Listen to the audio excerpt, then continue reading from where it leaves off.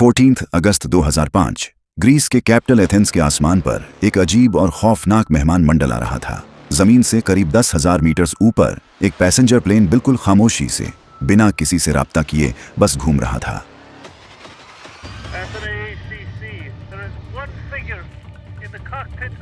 इसमें खौफ खाने वाली बात यह थी कि पिछले 2 घंटों से यह प्लेन किसी भी कंट्रोल टावर के मैसेजेस का कोई जवाब नहीं दे रहा था। एथेंस की आबोहवा में खौफ फैल चुका था। क्या यह कोई टेररिस्ट अटैक की तैयारी थी या फिर कोई हाईजैकिंग इवेंट?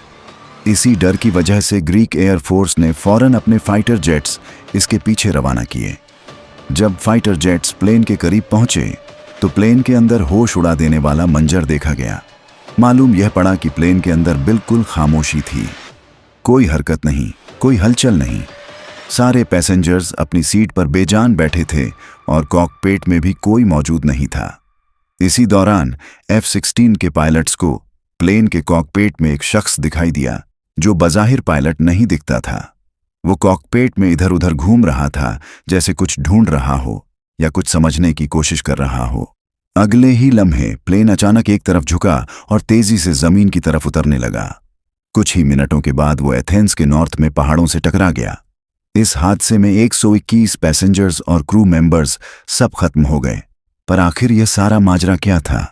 प्लेन के अंदर कोई भी हरकत क्यों नहीं थी? पायलट्स और क्रू मेंबर्स किसी भी कॉल का जवाब क्यों नहीं दे रहे थे? और टेक ऑफ के बाद अंदर ऐसा क्या हुआ था जो बाद में एक खौफनाक हादसे की वजह बना? यह कहानी है फ्लाइट 52 की, जिसे गोस्ट प्लेन के नाम से भी याद किया जाता है। नाजरीन, 14 अगस्त 2005 की सुबह साइप्रस के लारनाका एयरपोर्ट पर 115 पैसेंजर्स और 6 क्रू मेंबर्स हीलियोस फ्लाइट 52 में सवार हुए। उनकी मंजिल तो चेक रिपब्लिक का शहर